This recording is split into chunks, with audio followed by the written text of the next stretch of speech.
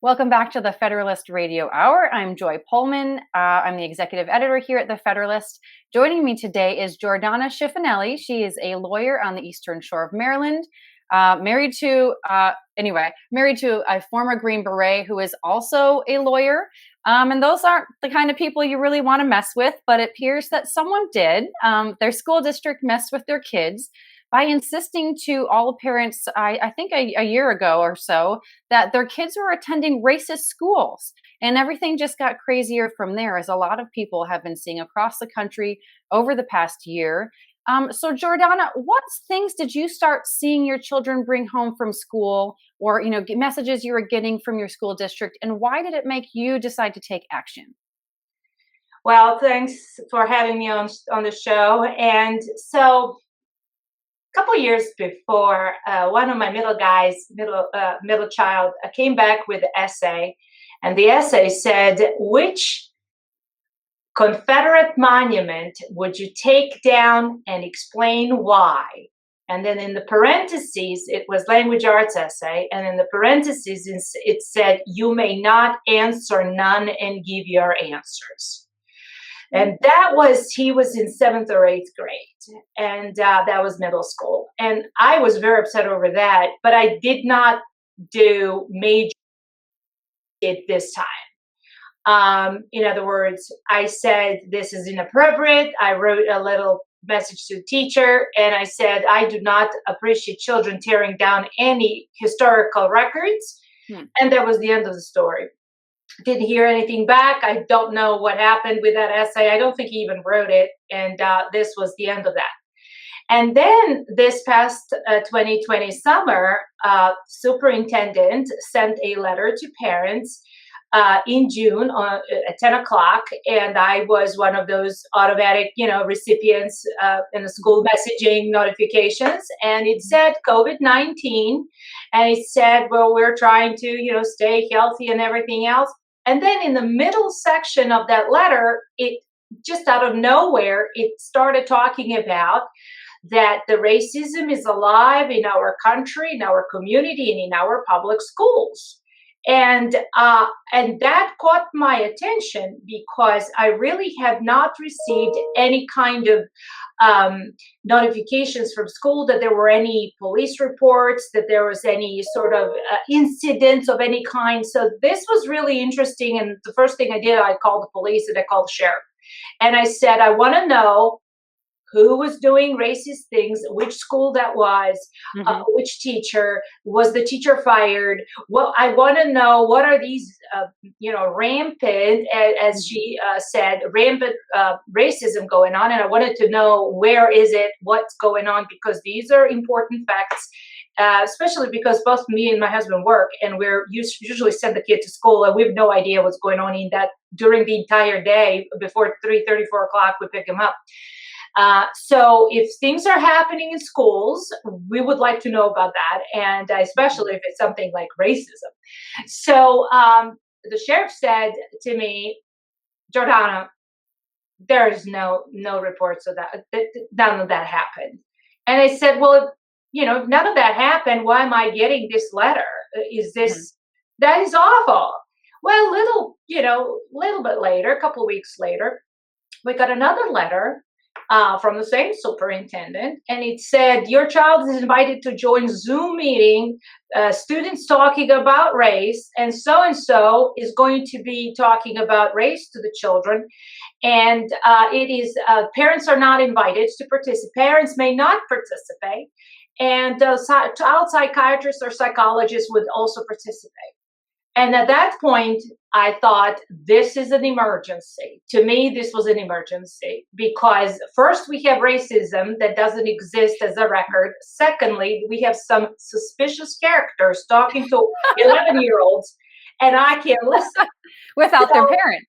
And to parents. And so I called the president of the Board of Education at the time, and I said, can you please let me know what is going on? Now, mind you, this was exactly the time period when we had Washington burning, Portland, Oregon, Chaz in Washington State. These were the riots that were going on. And I was very concerned that this particular superintendent was trying to recruit our children as social justice warriors. And they didn't sit well on me. And I thought, this is it. This could not go worse. When you try to recruit 11-year-old kids to join you in any kind of political activism of this nature, and sending letters to parents that do not have any foundation in fact, and it's all made up, then this is an emergency to me. Okay. And then I called the board at the time, the president, and the president of the board said, there's nothing I can do. She has a First Amendment right to speak whatever she wants. And I thought, okay, where's my lawyer's hat? Let me think about this for a minute. She is holding a political office. This is a nonpartisan gubernatorial political local office. And I found the statute, Maryland statute, for the local government rules that says that, county commissioners and board of education members may not use political activism while performing the job that they perform, a public concern for everybody.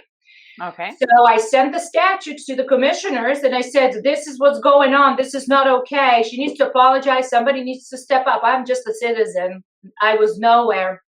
And nobody had courage to step forth and to deal with this mess, this issue. So no one said, oh, you're right. This is the law. We should follow the law. No politicking going on. No. So then I looked at the social media, which I used to post my kids' pictures and to communicate with family overseas that I have spread all over, Canada, Australia, and in the Balkans, whoever's there left. And I, that was my Facebook. And then I went to a local Facebook group called Happenings in Kent Island, or Kent Island Happenings, or something to that effect. I wasn't going there. And I wondered what are people talking about? And of course, that letter was the subject of discussion among many different people. And that group, once I said it is inappropriate to use public schools and children to promote any kind of speech, any kind of viewpoint, it's your personal viewpoint, and you should reserve that viewpoint after hours, not on kids, and especially not banning parents to supervise and hear what the kids are told. Mm-hmm. And lo and behold, the moderator of that group said, oh, you're uninvited, disinvited, and shut me down. And then that point, a local political group or local community discussion group on Facebook? Community discussion group. Uh-huh. Right. And I thought, well, I'll start my own. And I created a group called Kent Island Patriots. Mm-hmm. And within 2 weeks, I had almost 2,000 members. And people started getting so excited. Well, thank you very much for creating a platform for us to speak. Thank you so much. This is like a breath of fresh air, because if you use the other group, you will get shut down. So apparently I wasn't the only one. Mm-hmm.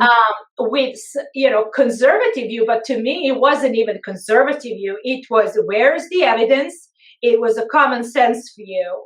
I want to know what's conservative. I mean, I was like, okay, right. Call me whatever you like, but I'd like to know the evidence. And that was the issue, with me being shut down. And then Kent Island Patriots grew to over, 2,000 members.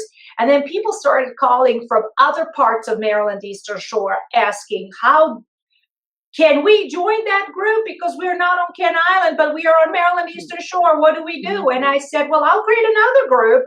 That group can be Maryland Eastern Shore Patriots. If you're patriotic American, you can, and you want to say what you want to say, you can speak right here. And that group had over 1,000 people, those who don't live on Kent Island, but live elsewhere. Mm-hmm.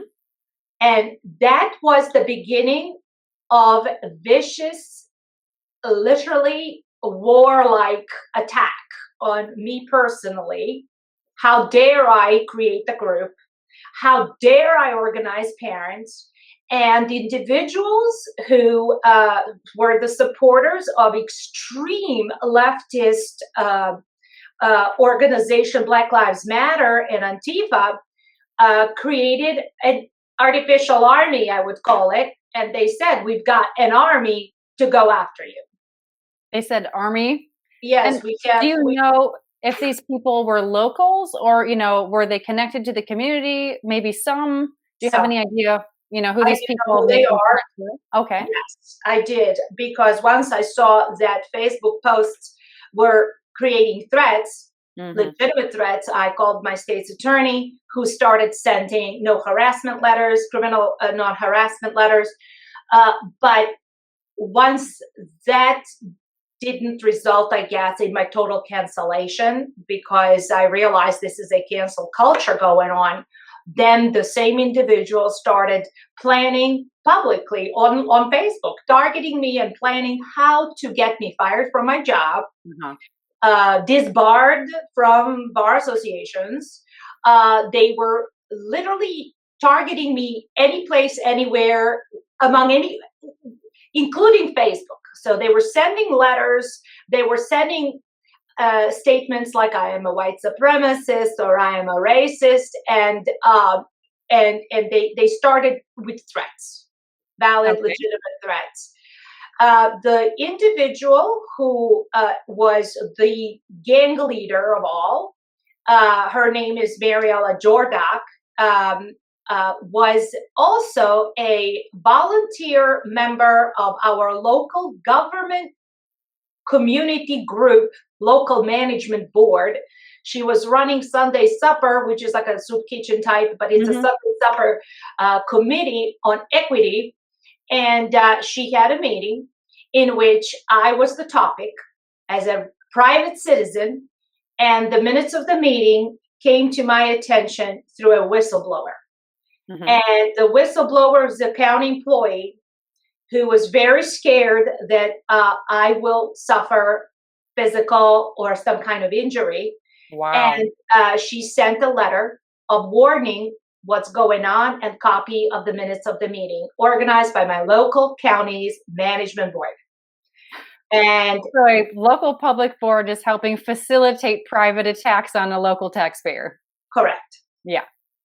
So the first thing I did was, I could believe this. So I called the attorneys representing the county, and I sent them a good faith letter to cease and desist, asking them to stop.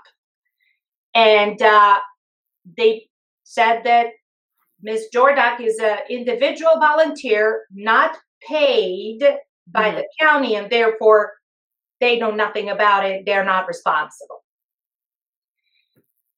My cease and desist went to Ms. Jordan, asking her to stop, and she used my letter to extreme mockery because I had a spelling error, I think, in one of those words. Please don't do this to me.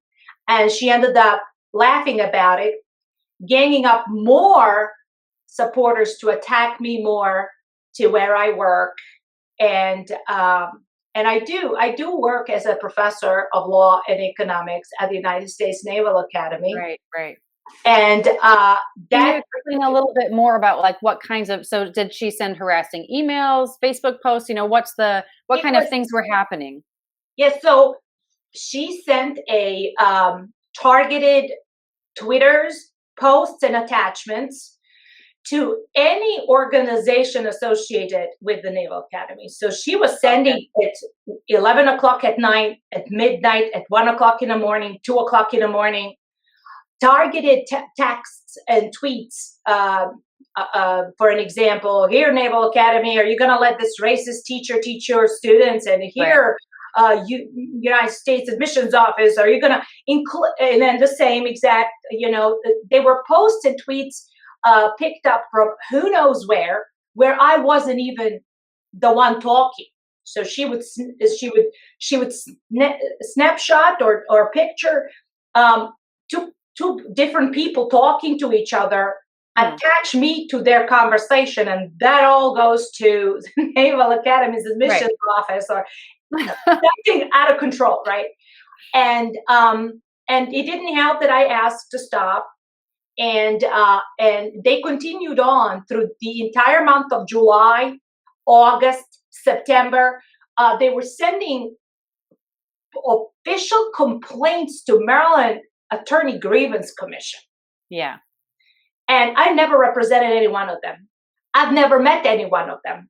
I don't even know who they are. Mm-hmm. One particular individual lives in out of state. Few individuals live out of the county. So this was a wide attack by these liberal groups to cancel me out. Mm-hmm. And of course, none of that came to any result because I've done absolutely nothing wrong.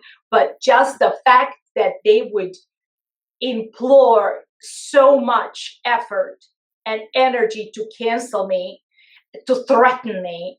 I had some people walking up and down my house and saying, she lives right here. And I had, official police reports trying to send out, do not come to my property or, So with these individuals who are unhinged, it's very difficult to know what they're entitled to do or what they may do. Right. But it's a very scary thing. One of the things that they didn't know that I'm fearless and that it was silly. They thought I was not going to stop. To the matter of fact, we filed lawsuits against individual Marilla Jordan. There is a Schiffinelli versus Marilla Jordan lawsuit proceeding through this normal course of action, and my lawsuit against the county, which is now in federal court waiting for a decision on county's motion to dismiss. So there's multiple lawsuits pending right now. Those individuals who tried to agree with me were also canceled. Mm-hmm. There was another case, Aldridge versus Marilla Jordan. That case is filed in a circuit court in my county because that particular individual was fired from his job based on the activities against him. So he filed a suit as well. So what we did was, Joy, we just decided, okay, we're going to follow the law. This country is the country of law and order. And in the meantime, let's try to fix the Board of Education. And since there were thousands of individuals who were members of Kent Island Patriots, they decided to work together, and me as their founder, and let's pick individuals to run for the Board of Education, win the majority in 2020 election, and make a major difference and clean up the mess of the Board of Education in our county. And that's what we did. And how did you do that? So I know school board elections actually are usually not at normal election times, but given your timeline here, it sounds like maybe this one was. But tell me more. Okay. Yeah. So November 2020 was that election for you. There were few people, right? They were staggered. So 3 of them were up for re-election and 2 will be for re-election this coming 2022.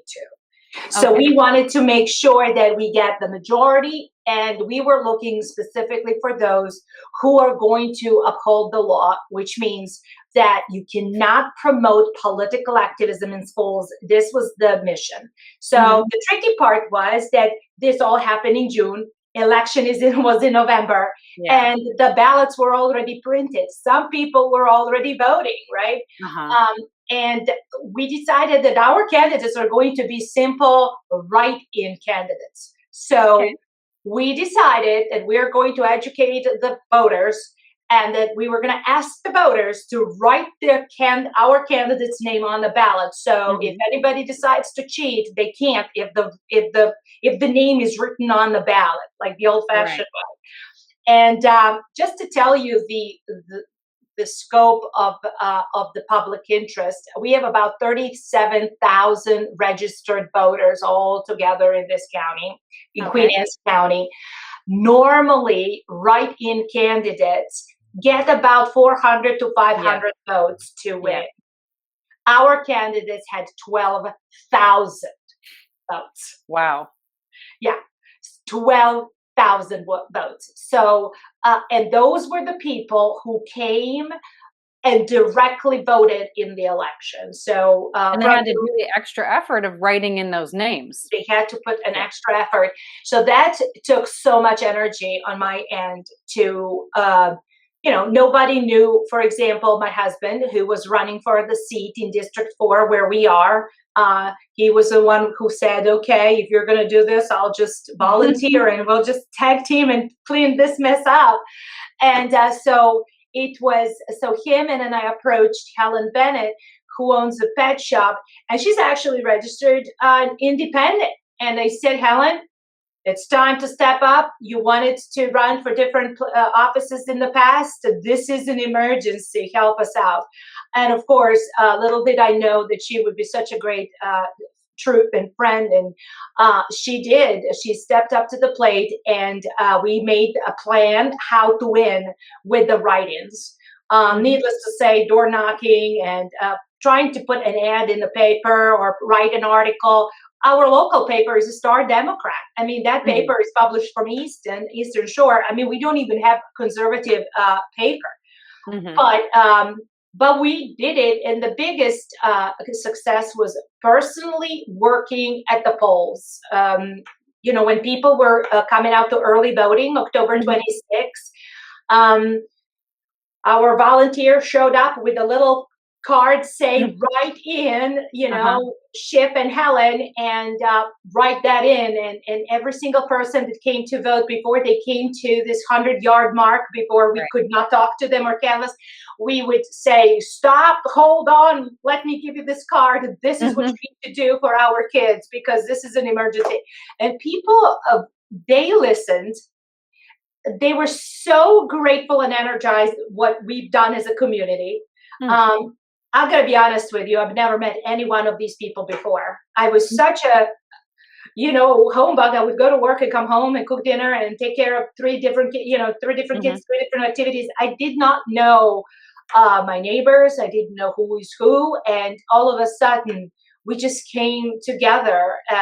We were working at 7 o'clock in the morning to 8 p.m., including during that hurricane that hit Maryland Eastern Shore. We were soaking wet, but we were still on the polls, giving out cards, talking to whoever came to vote early, and telling them that we need to save the kids. And people took this seriously, and they did. We did.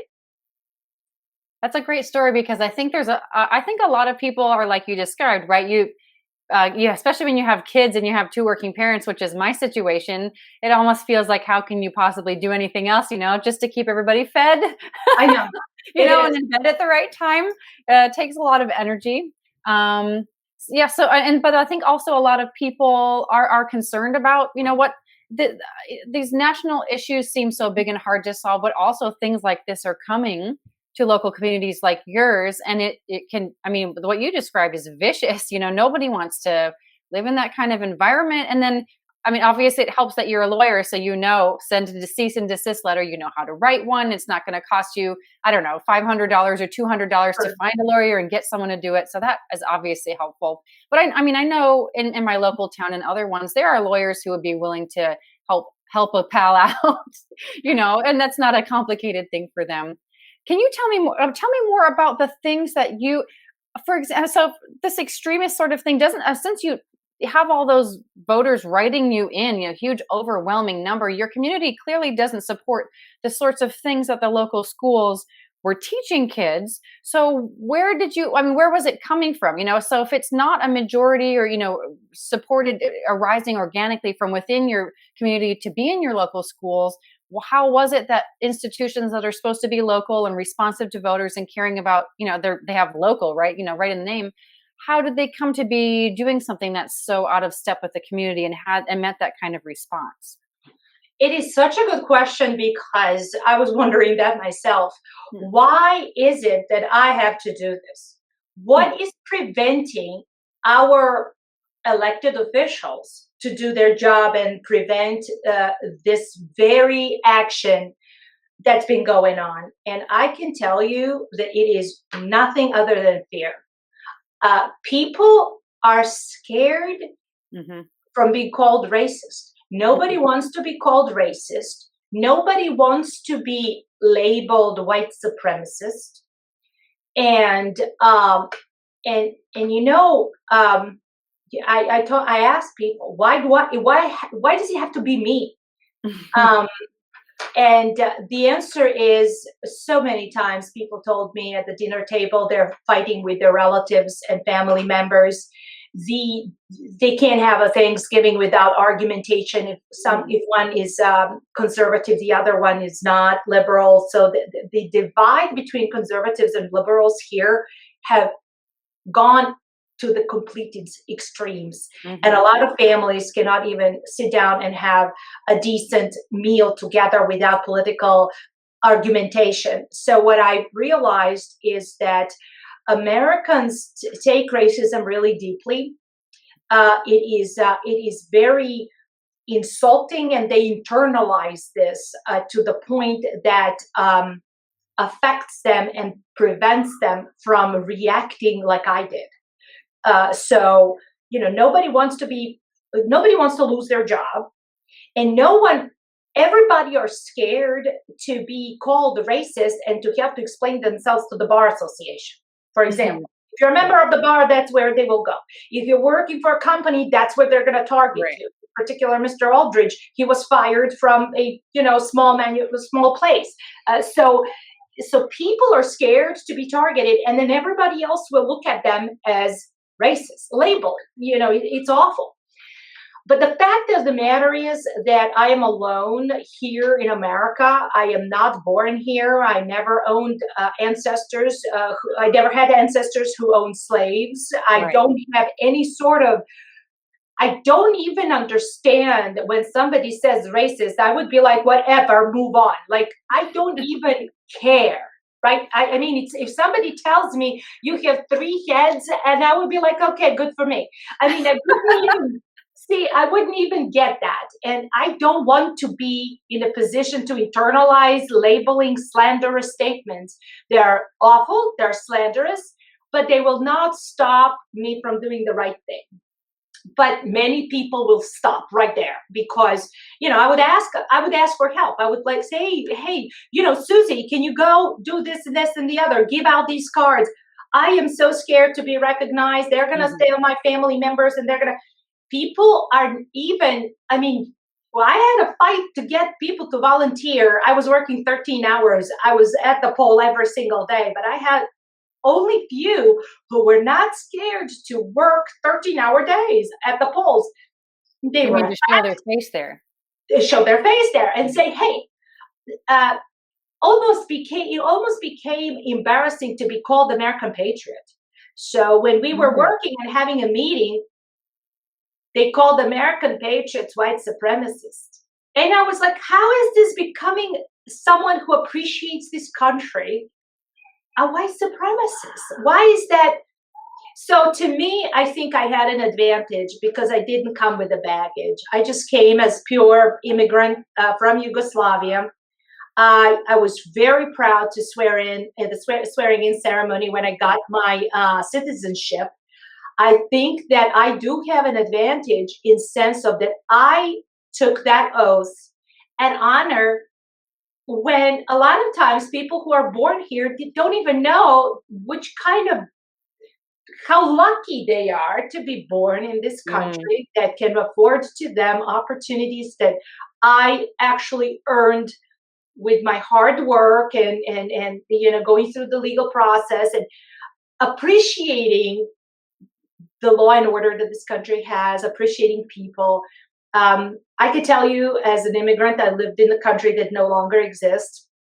And I can tell you that dividing people based on race or religion or any kind of physical, gender or, binary, non-binary or whatever, 17 different genders, this is all intended to divide and to destroy. And this is what I think viewers and people need to not just hear, but understand what I'm saying. People hear it and it goes out the window. The thing is that it is not going away. This nightmare is not going away, and it won't go away until this country is destroyed. And I've already lived through one destruction of a country. I, spent 10 years literally economic sanctions, inflation that was 1 billion%, no food, bombing, NATO bombing, refugees. The sites of war cannot be PG-13 rated. Mm-hmm. This is what I've lived through. So I wish Americans could actually take my words seriously. Now that kind of came back as I was trying to organize election and win for the board, and I did. And there's nothing else you've got. This is it. This is your country. If everybody will be just a little bit braver, I think many things that are bad and happening would not. But there is that fear. I'm going to lose my life, how am I going to pay mortgage? I mean, there's a legitimate fear that would prevent people to do the right thing. We've done the right thing, and there is a great outcome. I mean, our school board won, and the first thing they did was vote to reopen schools. This was in January. It became a fight. The superintendent was upset. She disappeared for a couple of months in October, November. Yes, because she did. She disappeared. Okay. She literally disappeared. Nobody knew where she was for a couple of months. And Baltimore Sun tried to find her. Then the Board of Education didn't know where she went.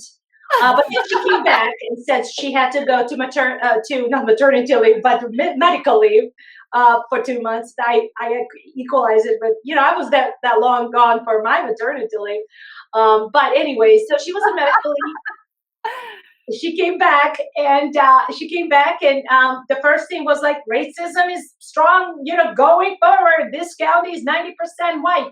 And I kept thinking, like, what the heck is wrong with this woman? What do you want these white people to do? Paint themselves, do whatever. There's no evidence. If there is, she better provide those information, that evidence to me. And of course there isn't. I think the evidence is supposed to be that you have X skin color, and that's all the evidence, needed now. I have no idea. I mean, this is so silly because it is ludicrous. It's absurd. But in January, when the new board was sworn in, and the first thing they did was put up an ad for a new superintendent and started working on reopening schools. I could tell you, I was watching, and the people who are now carefully watching the board meetings. They are carefully watching everything. Parents are so up on edges to make sure that everything is proper. There is no political activism. There is no, as a matter of fact, for the first time, Sunday Supper, which was the local management board's hub, had the Black History Month. They were organizing Black History Month, and we had a bunch of people listening in, applying to listen in and to see what's going on. And I was very proud to hear and to have a feedback. I wasn't allowed to join in at the time, but probably because the individual has been sued. But I got the feedback that for the first time a lot of people learned that our Queen Anne's County was the first county in the entire state of Maryland to integrate there's public schools in 1960s. So we're not only not racist county, we're opposite from it. We are very rural, very family-oriented county. One of the biggest cheerleader of Ken Island Patriot was a Black American father who also wanted evidence. Where is this racism? Because again, he's a business owner, he's Black, and he sends his kids to school. And of course, nobody ever came home with anything other than it was great. What happened in school? Nothing. Do you have homework? Nothing.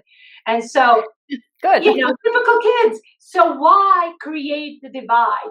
Why would this superintendent come with the mission to destroy us? And we stopped her. And we finally are on top of what books kids are reading. They're now working. The board is right now working on making a policy to make sure that no teacher can promote their personal political views on any grade kids. So if it's history, you're going to teach history, not what you think about it, but the history as the factual history. The entire world knows. So there's not going to be a revision of history or anything like that. And what they're truly now working for the first time is trying to figure out the achievement gaps between different minorities. So and we have numbers, and Mark has worked really hard with the teachers who are finally, there is a commonality, there's a common ground. Where are these achievement gaps? If kids are not getting it, and if certain kids of certain groups, like for example, our biggest minority are Latin American kids, because we have farm workers, we have a lot of crab workers and landscapers. So there's a large population of Latin American kids. They don't know English. They speak Spanish at home. So we need extra resources to help them pick up and understand what's going on in school. So if there is equity to be said about, it is to help those to close these achievement gaps. And we need to make sure that we find out where they are and what they are. One of the largest achievement gaps is between boys and girls, for example, in language arts classes. So 6th, 7th, 8th grade in high school, boys are lagging over 20 points in certain grades behind girls. And the question is why? So now the teachers are working to find out why boys do not enjoy reading books about poor little Nigerian girl trying to cross the border illegally through Mexico into the United States.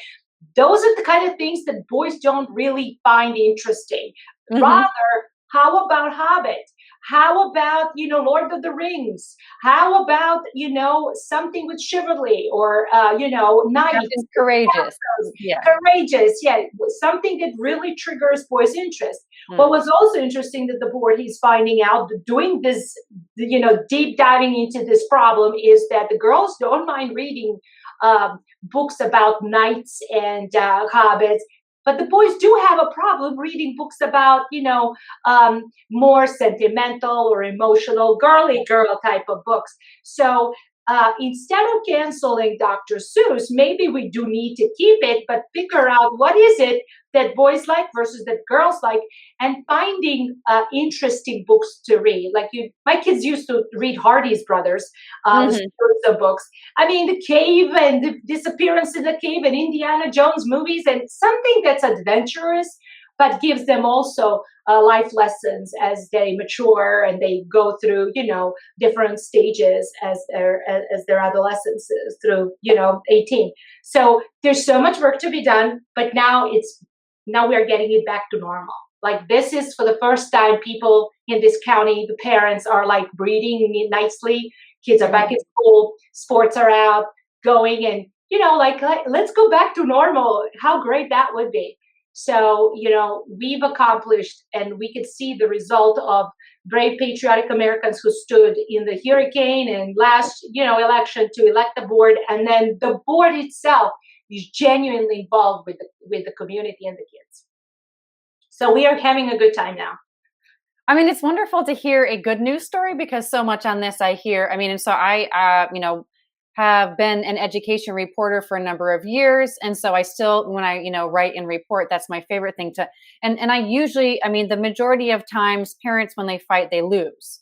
So it is refreshing to hear, a good news story, especially, at this time in the life of our country and the world, as well as in education, a rare thing. I bet there's a lot of, if not a majority of people who would love to see something like that. But it's interesting to me that as you're telling this story, I noticed that, when you're talking about how people avoid the problem because of fear, that actually makes it worse. It compounds it. But if they push into the problem, it's the same, if any listeners have ever been through therapy, if you avoidance creates more problems than it solves. But if you turn and face the challenge, if you turn and fight, if you turn around, then you may be victorious, and your chances of winning if you fight are a lot better than if you try to hide. You're hiding makes the opponents certain to win, but turning and facing, and fighting gives you at least a chance of winning. And it's also, the morally right thing to do. So I think that's a really important insight that people really need to get in our culture, because otherwise, we have our country's in serious danger. This, this cancel culture is everywhere, and it's in these little, like you said, family dinners. Nobody wants it there. It's in little communities. Yes. This horrible kind of politicization of everything. It's really, anyway. It's really psychologically disturbing. People hate to live like that, to live in fear. And so the last kind of thing I wanted to ask you to explore for listeners is, you mentioned that you came to America from former Yugoslavia. And I don't know anything about it, but I know it used, I think, it's in I don't know anything at all. So I probably can't, but the atmosphere of that country historically has been one from your description, one that's like, the totalitarian communist societies, very common in that era, in that part of the world. So you've experienced that sort of level of repression. Thank God we're not there yet, but nobody wants to get there, right? So you're marching. Yes, so what about your personal experience with that level of societal terror and fright offers lessons that people should heed, should heed and take into heart and start taking action on now, so we don't mimic some of these even worse places that people have been in lots of world history. Yeah, so I was born in 1971, and my grandparents fought in World War II on both sides against the Germans. My grandma was a survivor of the Holocaust. Wow. She literally escaped from Buchenwald concentration camp, crossed the Alps. The partisans found her frozen, tried to recover her, and she managed to survive. And then here I am today. This is how I came about, So the courage and perseverance of individuals have been known through history all the time. But, after World War II, Yugoslavia was the same sort of mix like the United States of America. We had 8 states. Instead of 50, you have 50 here, we had 8 over there. But it's a similar sort of, 8 states. Each state was supposed to be somewhat independent. Economically, it was economically independent. And after World War II, up through the 70s, it was a communist country. And the communism came through Marshal Tito at the time, who was the leader of the resistance against the Germans. So, yes, so the country was focused in reconstruction because there was nothing left. Everything was destroyed. So Yugoslavia was borrowing money from World Bank, International Monetary Fund, and any international development organizations and funds who were helping rebuild the entire Europe after World War II. So I can see this, socialism where, so nobody can take advantage of capital. Capital did not flow freely. There was none of that. It was just rubble and dust. And so in that communism, the idea was to get money, get the capital from the international institutions to start building those major apartment complexes so that people have a place to sleep. Getting, supermarkets where the people can building and structure for people to buy food. So at the early on, I could understand, I could only almost justify this. Everybody is equal. Everyone's equal. Everybody are the same. We have Marshal Tito there. He was the one who led us to victory against the Germans, Nazis. And we were getting, the Yugoslavian citizens were getting, working and building their country. And this was a focus of my grandparent generation. And so the country had a mix of Slavic people, Muslims in Bosnia, and Catholic Croatians who were aligned with the Nazis during World War II. So this was a lot of, ethnic groups. They were just residents there before the World War I, and prior to that through the entire Ottoman Empire. So, my ancestors were slaves to the Romans and then to the Ottoman Empire. So it kept on, going. But when I started, when I was growing up, that was already completed. So the reconstruction was finished, and it was my generation in the 70s that started, getting curious. Wait a minute. We are not all the same. We all have different aptitudes. We have all different skills, knowledges. Why do I have to wear the same thing so-and-so is wearing? Because we were all wearing, white shirts, blue skirts, and red neckerchiefs. Why do we have to be all like a little, communist kids? Well, can we just be whatever? And I can tell you that one of the biggest influencers on my upbringing was none other than the United States of America.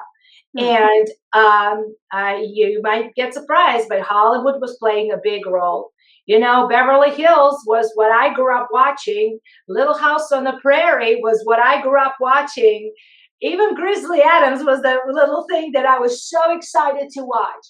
The vast prairie of American Wild West, the stories in the movies that Yugoslavia was importing, and a lot of movies were made in Yugoslavia.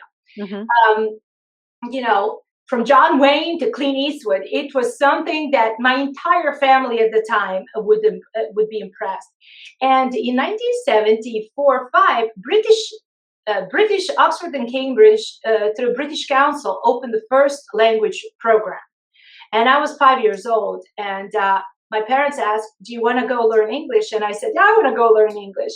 Because I was mesmerized with what was coming from America. And Russia, unfortunately, did not have that openness. But Yugoslavia was between Russia and the Western NATO bloc. So it did allow us a tiniest window to freedom.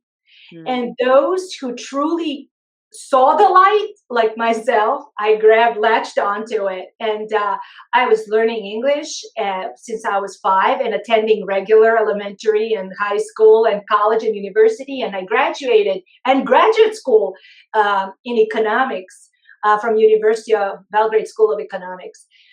So I could tell you that Yugoslavian education was superb. My education, 3 languages we were learning: English or French or English and Russian or English and German or Spanish. So we had a chance to do that through regular schools. But one of the things where we couldn't do is through the socialist programs and through the socialism, we just all had to, be just like all the same. We're all the same.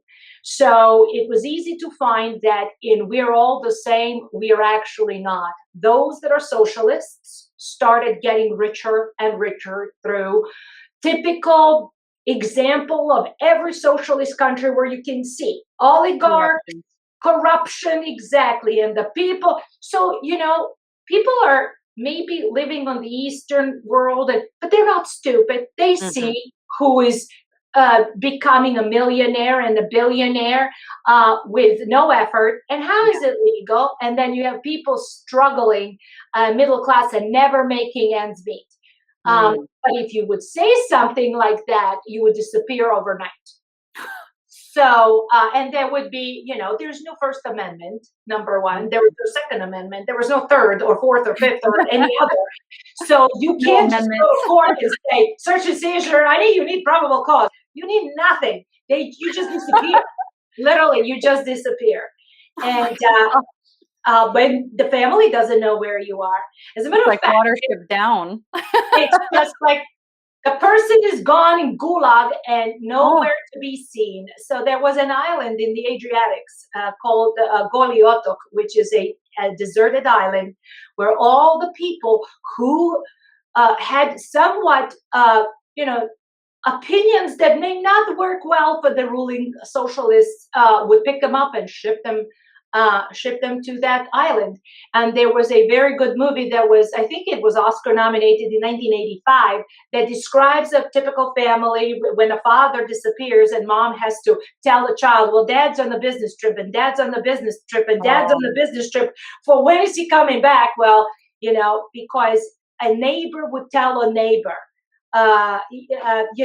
friend would tell on friend, just in case, to save their own skin, they would point on others. And I could see that in our American recent, times where, so and so, you can tell on a neighbor, you can call somebody to lose their job, you can call somebody to be punished.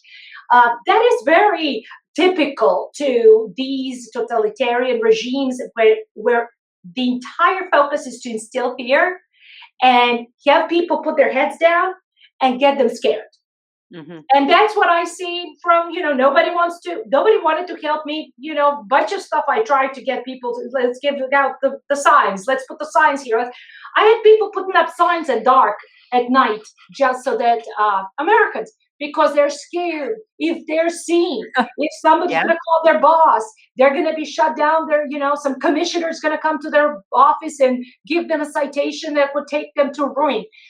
This is all that was very prevalent in Yugoslavia. And by the time Tito died in 1980, and before the war started, 10 years, it was about 10 years of trickling dissipation of structures of love and respect to each other that we had. It was in Yugoslavia. From brotherhood and unity after World War II, let's everybody rebuild a country. By 1990s, it was trickling down to, Serbs hate Croats, Croats hate Serbs, Muslims hate everybody, and in the fear of being killed by radical Islamic terrorists who were roaming around the free, open border society that was pushing that mission through, was real. It was real. And and people started, shooting, killing each other. I mean, we're talking neighbor killing the neighbor because they were afraid that that would be the other way. Shot first. Exactly.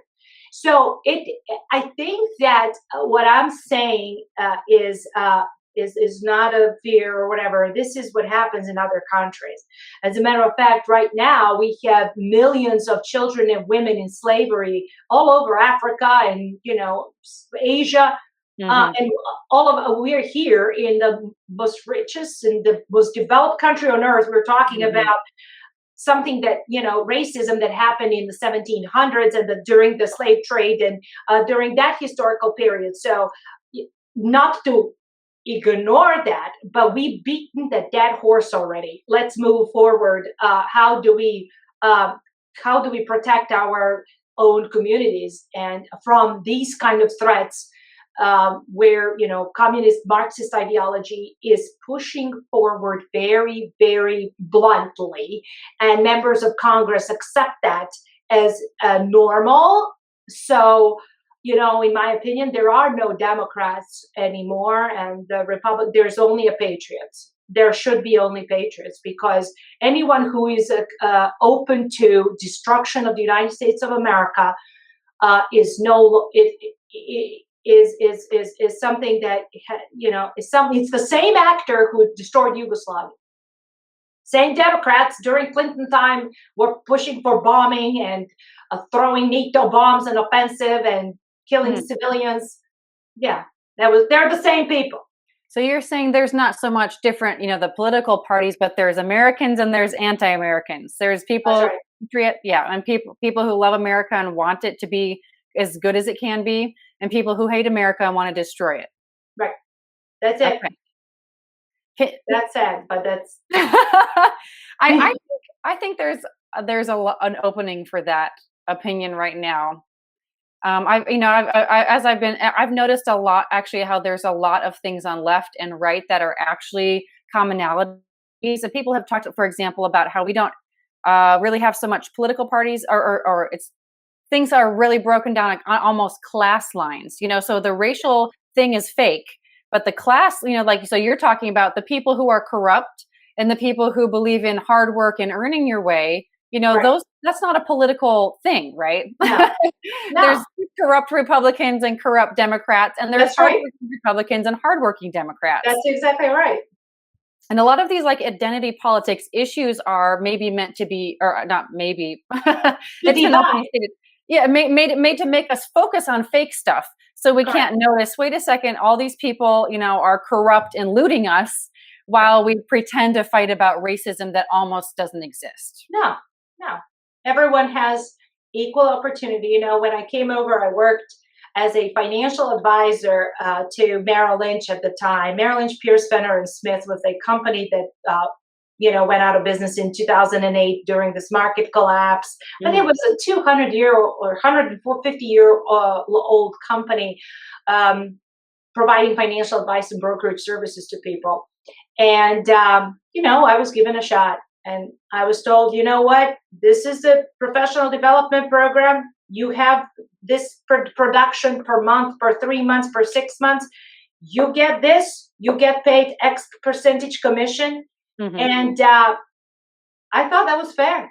I thought that was, you know what, it's all open. It's all, you have a chance to do, these are the rules of the game.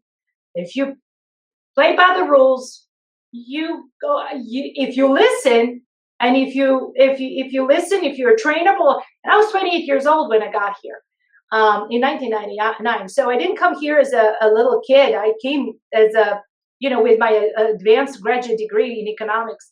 I thought that was fair. I was the only one of the rare females in the 2 floors full of guys. And you know what? It was fine. I mean, everybody treated me just fine. I never took anything personal. Even if somebody would say, "Oh, you're speaking with an accent," I would be like, "So do you." So whatever. I could not get, I just don't get that, I just don't. Like, I don't. Anybody can say whatever. I don't listen. I just go for, I am so focused to the mission of being a good employee, respecting my, employer, being good, colleague. All of those people that I started 3 years ago are still my friends. And there is literally, I have not made any enemies here, and unless and until this thing came about, and all of a sudden it's like, you're a racist. I don't think so, but we'll discuss that before the jury. And this is just something that I think people need to, everybody are so tight. Everyone is so like on edges. Everybody are so stressed out. Yeah. And if people could just not worry about it so much, how someone else is name calling, and just do the right thing. So I never care what someone else will say. I care that I do the right thing, and I pay such a strong attention at doing the right thing, and stopping political indoctrination of our children, and having 11-year-olds compare their skin colors in classroom was the right thing to do. It was the right sacrifice to make. And I think I would do it again, and I won't stop. I won't stop, because I was just 20 years, I was quiet, and now we have an interview. Well, Jordana, I love your story. I thank you for spending time with us, but I thank you actually even more for contributing to our country, for being a good citizen. One person can make a contribution. Yes, you're right. And I hope, and I am sure that, what our conversation will inspire people, and I hope inspire people to continue, have more courage, and to follow your example, because I think that's going to be necessary in order to take us back from that edge, that we're getting closer to. I know. So you're right. I wish you all the best, with your kids. Joy. I hope, their schools get better and better. And I thank you for your time. You've been listening to the Federalist Radio Hour. We've been talking with Jordana Schiffinelli. She's a mom from the Eastern Shore of Maryland, who's been using her life to make her world and her country better. Thanks for listening. Thank you, guys.